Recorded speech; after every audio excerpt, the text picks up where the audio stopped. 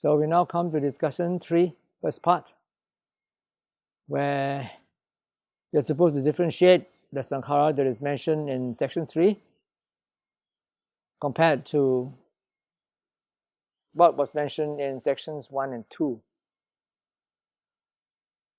In section 1 and 2, the saṅkhāra was mentioned in the context of dependent origination and the 5 aggregates.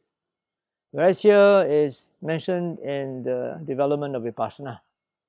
I think the word vipassana is only used once in the first extract, the Tatiya Samadhi Sutta. And it talks about the practice of samatha and vipassana. For the other extracts, the word vipassana is not mentioned.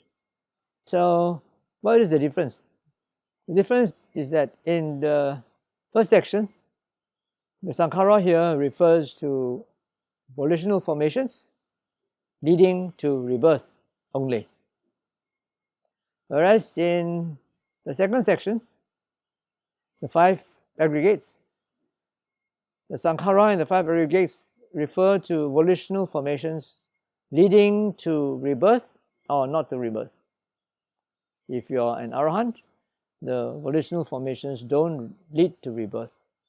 Otherwise, it will lead to rebirth.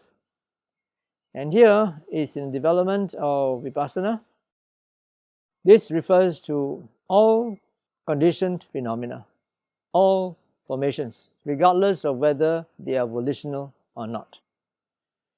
Now, these volitional formations are also products of causes and conditions. They are also conditioned phenomena. It's just that there is a volitional ingredient in it.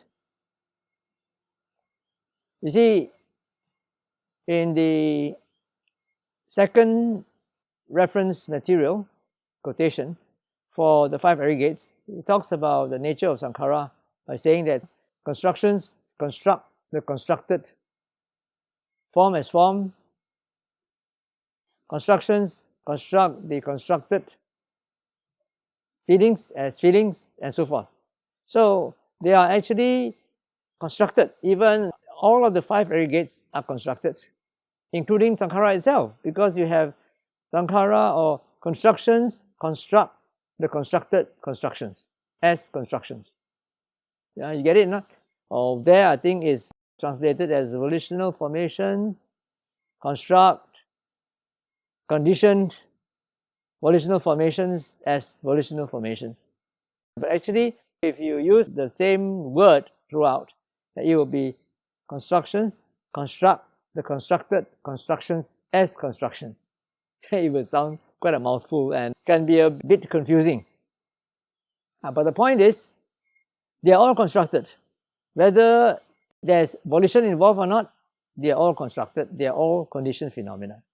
So even the first 2, which are volitional in nature, they are also constructions. Alright, so rupa, vedana, sanya, and vijnana, form, feeling, perception, and consciousness, although they do not have volition in the karmic sense, they are also constructed or conditioned phenomena. Alright, so the only difference is volitional ones are also constructed and conditioned, but they have volition. Those do not have volition, they are also constructed. So all of them are constructed phenomena. Right, so that is what in the development of vipassana, we look at all conditioned phenomena, whether or not they are volitional. Now, saṅkhāra versus dhamma. You see, we have active saṅkhāra and passive saṅkhāra. Active saṅkhāra are the conditioned phenomena that has volition involved. Passive saṅkhāra are the conditioned phenomena that do not have volition involved. So this would be rupa, form, vedana, feeling, sanya, perception, and consciousness. So the only thing that is active would be the saṅkhāra of the 4 aggregates. That means saṅkhāra in there, as well as the saṅkhāra in the law of dependent origination. These are active. But nonetheless, active or not, they are all saṅkhāra. And then we have this dhamma, which includes many other things. And saṅkhāra is actually a subset of dhamma. And so dhamma would include other things other than saṅkhāra, like nibbana and the laws of nature. The commentaries give us 5 laws of nature, and these are called the 5 Niyāmas. Order. The first one is called the Bija Niyama, the order of seeds. The order of seeds is that if you have a durian seed and you plant it, it will grow into a durian tree and it will bear durian fruits. It will not bear apples or mango. However, nowadays you have GMO, and some people question whether this is really not impermanent, because it's impermanent. You also can change, you can modify the genes and make the seeds change its original function of just producing durians. It can produce apples or something. People haven't done it yet. No, I'm just giving you an example. Well, the thing is that the DNA also has its own structure and its own laws. And because scientists can understand the laws of the DNA, and they know that certain genes, when they are modified in a certain way, then it will produce something else. So it's because the law is not changing. It is only the variables within the law that change. The principle is there. It is not that the seeds don't grow into a plant and then bear fruits. I mean, this is a whole impermanent process, but it's the law that this durian seed will only produce durians, the natural law. If you modify, then it will produce what that GMO is supposed to produce. Next one is the order of seasons. The order of seasons also has its own natural law. And then some people again question this. So, climate changes, isn't it? It's due to excessive carbon emission. That's why now we have climate change and we have natural catastrophes happening all around the world. Like particularly Australia has been the victim of this for several years. Floods and then forest fires and drought and all that. So isn't that also impermanent and suffering? Well, these are the results. The actual law is permanent. The law does not change. The law is such that if you have a certain amount of CO2 emission, then it will affect the weather in a certain way. That is the law. So if you upset the original proportion of CO2, then the law will make the weather change accordingly. You see, our seasons are also dependent on the way our planet Earth tilts in a certain direction, and then it moves around, orbits the sun. Because it tilts in a certain way and orbits, and it's due to this tilting that we have the different seasons. So the law is that if the planet Earth is tilted in this way, then the seasons will follow in this way. Now you can see relatively that the sun, although it's rising from the east, then it will not go straight up and then down to the west. It will turn towards the north or it will turn towards the south, depending on how the Earth is tilted. Now, if the tilting of the Earth was changed due to some other natural forces, like a huge comet were to impact the Earth, and then it will cause a slight tilt in the Earth position, this will also affect the seasons. You see, that the law is according to that. So the seasons change, but then the laws governing the seasons don't change. The order of karma is, of course, the law of cause and effect.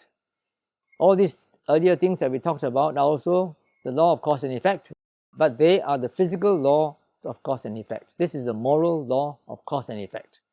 If you do something wholesome, then it will give rise to pleasant results. If you do something unwholesome, then it will give rise to unpleasant results. This is the order of karma. Doing something unwholesome will not give rise to a pleasant effect. Although sometimes people may ask, why do you say that? You have all these mafia leaders, you have all these dirty politicians, they do a lot of atrocious things, and yet, you see, They are enjoying themselves because karma is created every time there is a volition or intention. If you watch your mind the whole day, you will see that there are trillions and trillions, innumerable numbers of intentions that have risen and passed away. So we can never really know which intention will give rise to what result at any certain time. And because we believe in this whole cycle of birth and death, we never know what we did in the past, how much bad karma we had done in the past, how much good karma we had done in the past, and when these will ripen. Alright, so we cannot just look at the law of karma within a certain lifetime, because samsara is limitless in the sense of the beginning of samsara is inconceivable. So you might have done some very good deeds in the past and now you are enjoying it, although it may seem that you are doing a lot of evil things and you are enjoying yourself as a result of that. So this could be more apparent than real. It seems to be like that within the scope of this present lifetime, but then if you look at it from samsara, from an inconceivable beginning, then you can get the big picture. The order of the Dhamma. The order of Dhamma here refers to certain phenomena, like for example, a person who has become an arahant, who has achieved total liberation. That person will never be able to create any wholesome karma or unwholesome karma that will give rise to rebirth. That is the order of the Dhamma. Now also it refers to the other lower enlightened beings. For example, a Sotapanna, a stream enterer, once he or she had had a glimpse of Nibbana, then from that point on, he or she will never be reborn in the lower realms and has maximum of only 7 more lifetimes before he or she will attain final liberation. And also respectively for the other lower enlightened beings. Then the last one is the order of the mind. The order of the mind, for example, is that the mind is different from physical matter. Physical matter doesn't have consciousness. It's not able to be conscious of an object. But the mind has this special quality of being conscious of an object. In fact, the mind is object dependent. Yeah? Consciousness cannot arise if there's no object. It must arise together with the objects. So that is the nature of the mind. And another nature of the mind is that the mind is impermanent. It arises and passes away. You see, that law of impermanence is permanent. Although what it is saying about, what it is referring to, are impermanent.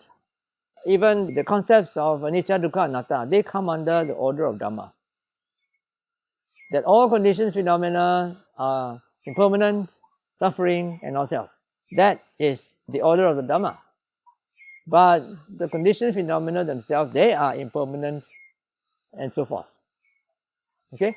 So this is the order of the Dhamma. And the order of the mind is just the nature of the mind is such that the mind can only arise together with the Vedana and Sanya.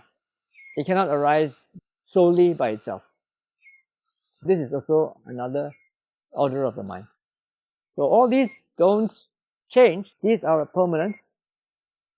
Although what they are describing may change. But the laws themselves don't change. Okay, so I hope that this is clear enough. If there are any questions, please feel free to ask. I want to ask something related and not really directly related to these topics. How do we understand the saṅkhāra-dukka in this context? Does it mean that the non-enlightened being is subjected to the active mode and passive mode of the saṅkhāra, while the enlightened being is no longer subjected to the active mode of saṅkhāra because there is still the conditioned existence, so it's subjected to the passive mode of saṅkhāra? Okay. You see, there are three types of suffering that are mentioned in the suttas. One is called dukkha, and the next one is called viparinama-dukkha, and the last one is called saṅkhāra-dukka. Translated to English, the first one is painful suffering, dukkha. The second, viparinama-dukkha, is transformative suffering. And the third one, saṅkhāra-dukka, is the suffering of constructed phenomena, of constructions. Dukkha is very apparent. Everybody knows that. Yeah, it is. Whenever you have any physical pain or mental pain, that is very obvious. It is accompanied by displeasure. That is dukkha. What is viparinama-dukkha? Viparinama-dukkha is actually a term for sukha. What you enjoy, what is pleasant. You see, if you hang on or you cling to something which is pleasant, and then later on when that pleasant experience is no longer available, and then you suffer because you cling to it and you want it back. Classic example, you had a great relationship with your partner, had a nice time together, and then somewhere along the way something happened and you broke up. And then later on, you might think about the good things you had that you all enjoyed together, and you yearned and longed for it, but it's no longer available, and so you cry and lament. That is viparinama-dukkha. It is a suffering that comes out of sukha, of so-called happiness and pleasantness. It's called transformative because from pleasant experience, a happy experience, it transforms into suffering, precisely because one clings to it. Alright? But if one has a pleasant experience but does not cling to it, then there will not be suffering later on when that pleasant experience is no longer available. Alright? The third one is saṅkhāra-dukka. Saṅkhāra-dukka is the suffering of all conditioned phenomena. Whatever that is the product of causes and conditions will arise and pass away incessantly, and no one can stop it. And that is the ultimate dukkha. For an arahant, he has not transcended the first dukkha, because an arahant still has a body. Right? He can get a stomach ache, he can get a headache. If he steps on a thorn, he will get a pain. Right? Not he can get rheumatism and all that. Nobody can go beyond the dukkha. But what the arahant can do is not to have a reaction to the physical dukkha in the mind. Right? Which means to say, although there is physical dukkha, there is no mental dukkha. So we can have pain, for example, if you're a meditator, you will know that if your mind has good samadhi and pain arises in your body, you just look at it, but you don't react. It's just another object. Right? But if your concentration, your samadhi is not strong enough, you try to look at pain, it's going to be really suffering because you'll be reacting to it, you're trying to get rid of it, and you're trying to fight against it. Okay? So, for non-arahants, they have both physical and mental dukkha. For arahants, they only have physical dukkha, but no mental dukkha. For non-arahants, usually they will have the second sort of dukkha, transformative dukkha, or viparinama-dukkha, because their pleasant experiences are usually accompanied by clinging, attachment. Unless you are a very special person. Some vipassana teachers say that when you're doing vipassana, and in vipassana practice, even when pleasant experiences arise, you do not cling to them, you just observe them as impermanent, as conditioned phenomena coming and going. At that point of time, you do not have clinging. So even if that experience is not re-experienced next time, you will not long for it, you will not have suffering. So if you are able to reach that state, even though you are not an arahant, there will not be transformative suffering for you. But for an arahant can enjoy a nice meal, delicious nice meal, but he has no clinging, no attachment. So next time if somebody serves him something else which is not delicious, he will not crave or yearn for the nice meal that he had. He will not want to re-experience the delicacy of the food that he had before, and so there will not be transformative suffering. For the last one, nobody can go beyond that as long as you have the 5 aggregates. Even the Arahants, they can't do anything to stop the constant, incessant arising and passing away of the 5 aggregates. Because as long as there is phassa, as long as there is sense experience, all these things will arise and pass away from moment to moment. No control at all. That is the ultimate dukkha of no control over all these things. So it's not easy to see this unless you have reached a certain stage of meditative penetration. Yeah, because you have to be very continuous. If you are so continuous that you can see everything arising and passing away due to causes and conditions without stop, and you have no control over them, then you can realize dukkha. But that realization of dukkha can be so transient itself, because when you realize that, then you can start to cry and become despair. And when you do that, that becomes dukkha already. Initially it was insight, but then immediately following that insight, there is despair, there is displeasure, and that is already unwholesome. Okay? Is that clear to you? Yes, thank you, Bhante. Okay. So Bhante, just now one group presented, it says the Cūḻasaccaka Sutta didn't mention saṅkhāra as having unsatisfactoriness. Its only formations are impermanence and not self. So how do you explain this? Is it because we follow the Niyāma, bija Niyāma, because you plant durian seed means come out durian tree, that's why it's not suffering? How do you explain that this saṅkhāra doesn't have unsatisfactoriness?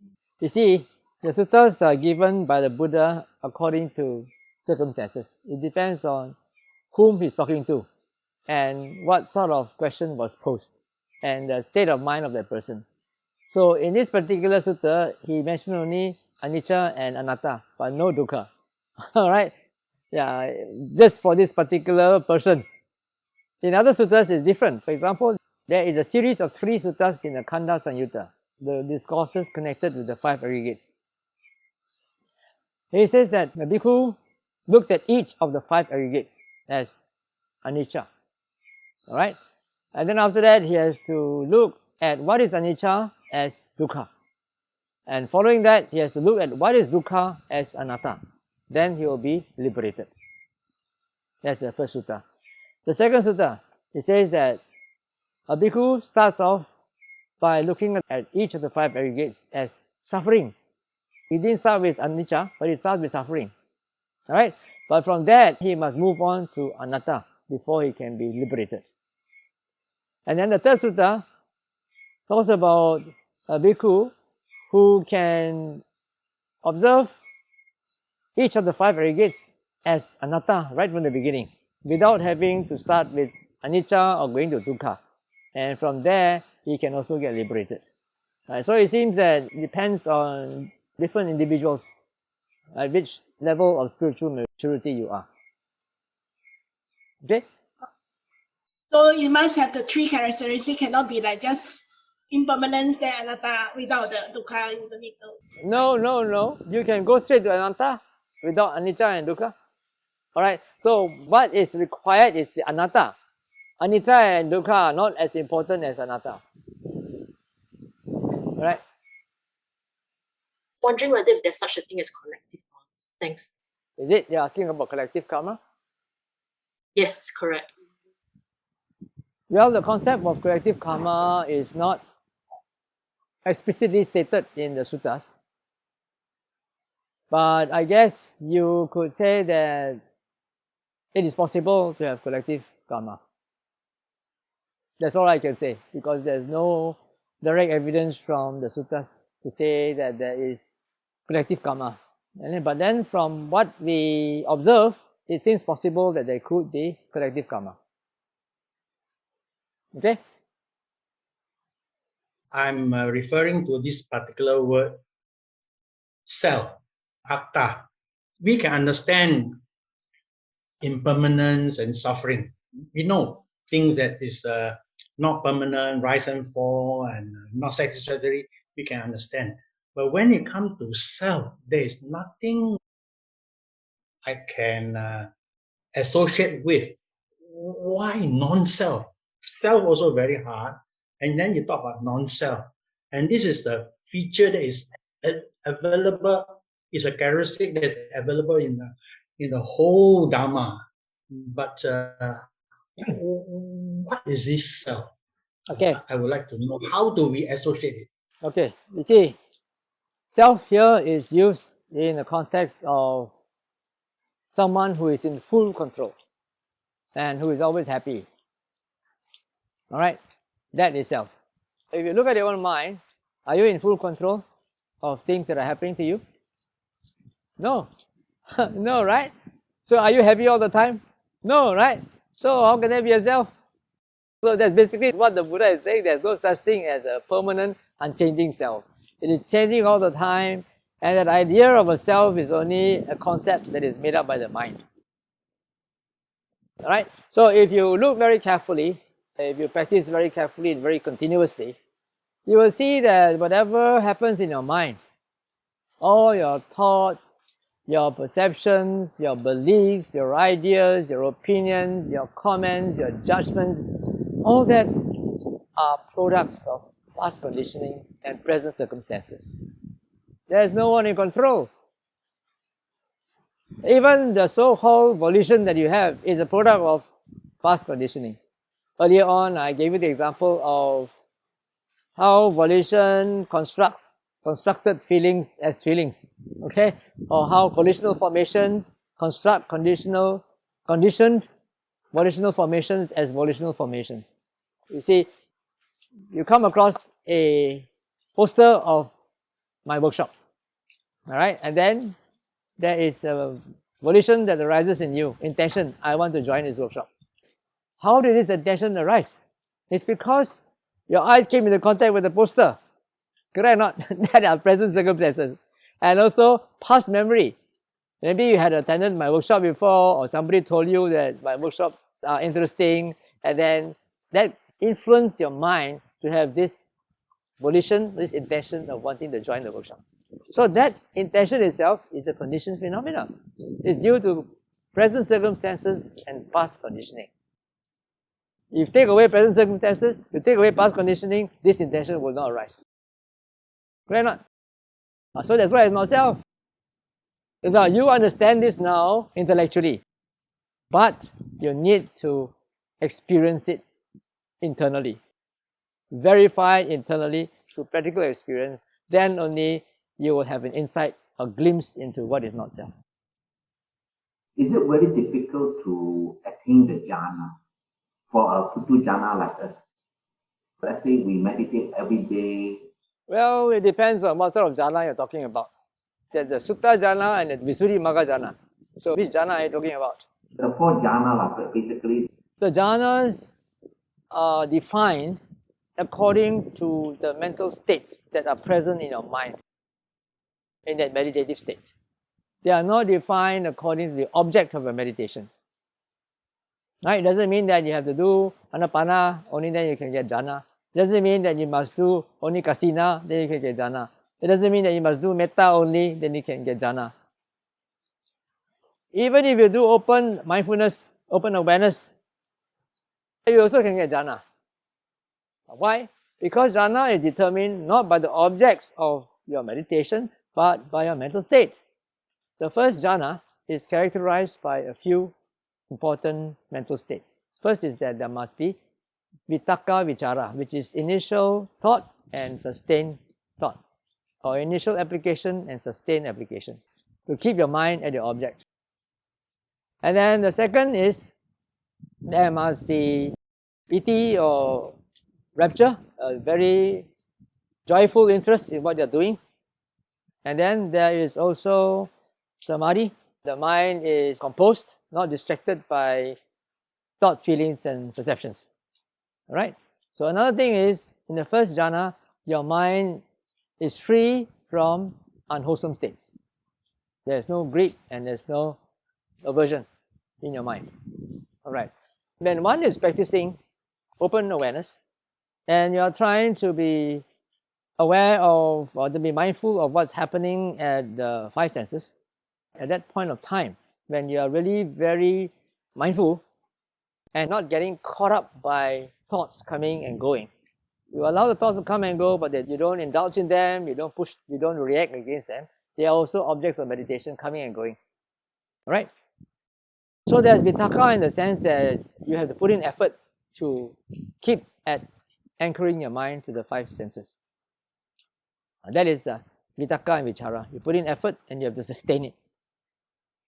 And then when your mind is already well anchored to the five senses, things can come and go, come and go, come and go, but they do not trouble you.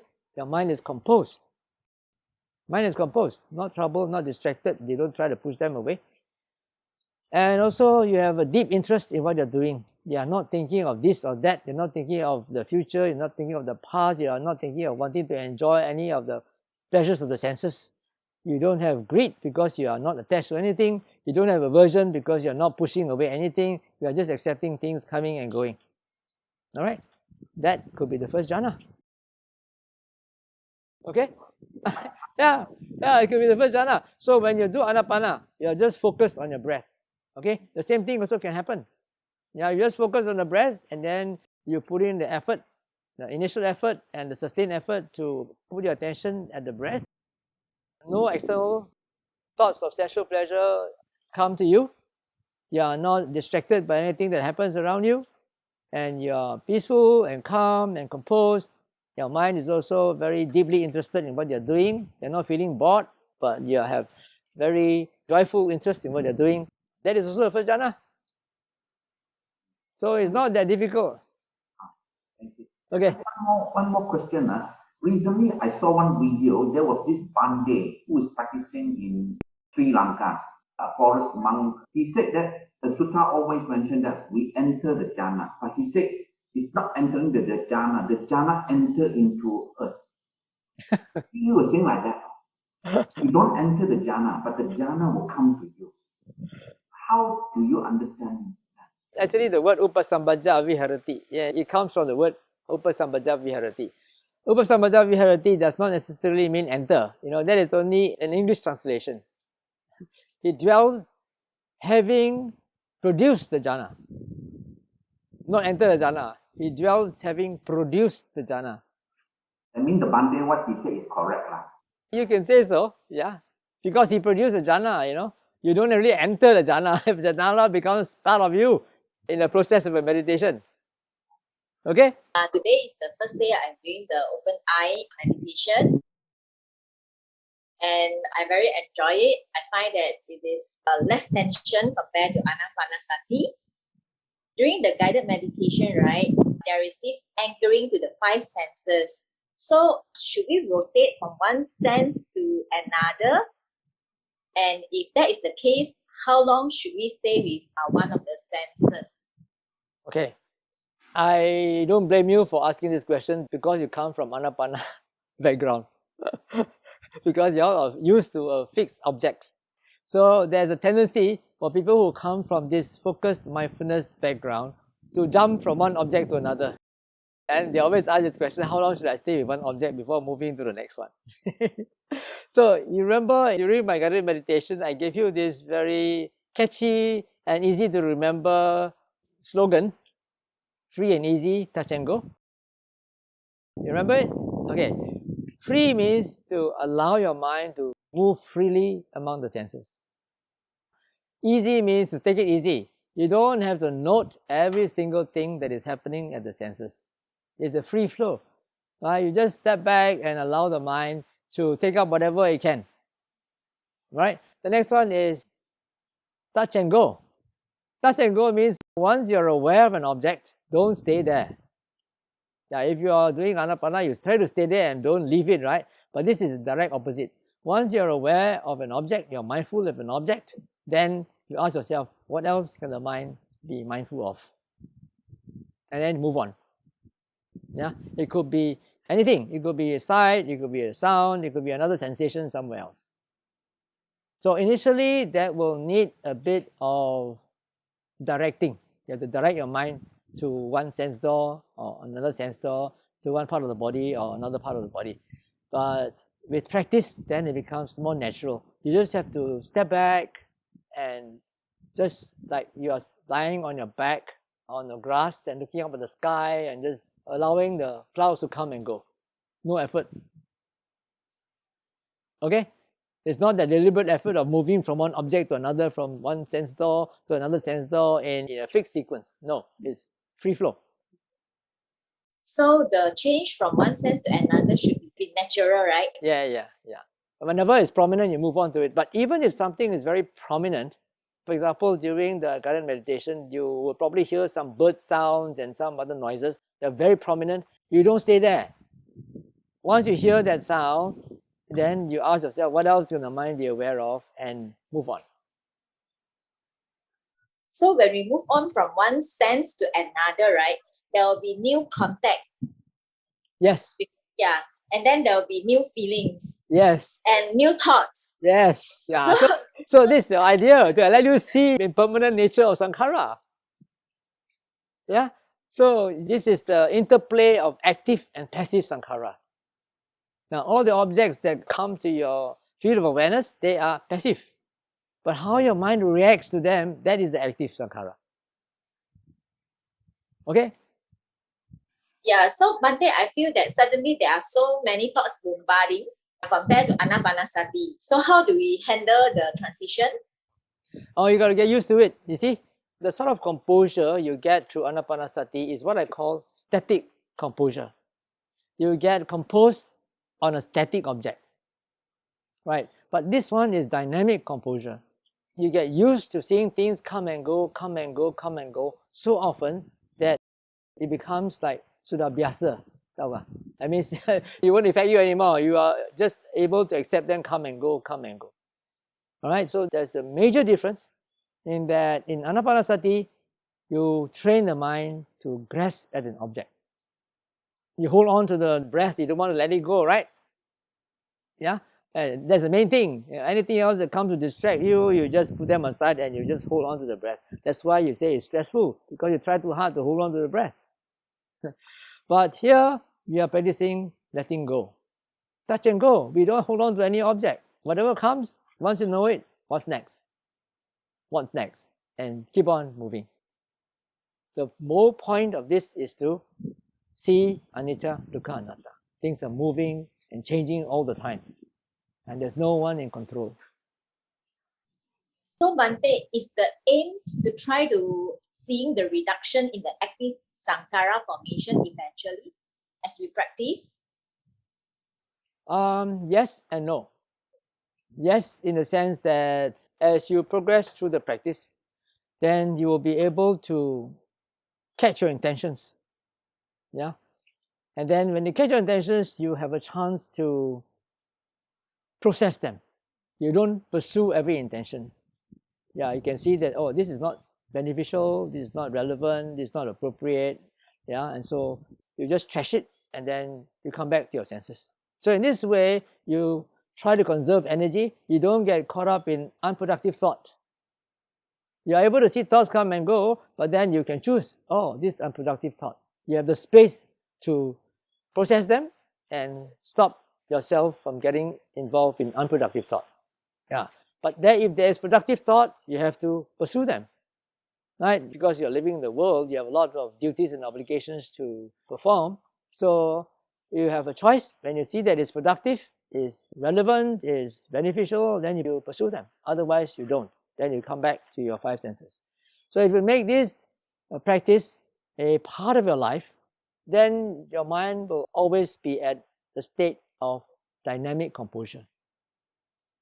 When the mind is in that state of dynamic composure, then it's very easy for wisdom to arise. So when anything arises in your mind, any issues, you can just direct your mind to find out how to resolve that issue. And because the mind is composed, then the answer will arise. And you can get the answer. Okay? Thanks, Bhante, for sharing. I have some questions about the Niyāmas. Can we see the seeds, the seasons, the kamma and the dhamma and the mind internalize it as within ourselves.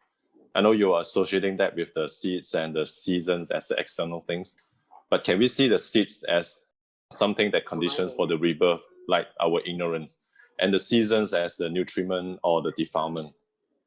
That would be under conditioned phenomena. That would be under saṅkhāra already. This is not under dhamma. Okay. Okay. Bhante, can you explain once again the order of the mind? I could not gather exactly the description. I just gave you an example of the order of the mind. It's order of the dhamma. It comes under the mind. For example, consciousness will arise together with Vedana and Sanya. They cannot be separated. That is the order of the citta. Okay, that's one example of the order of the citta.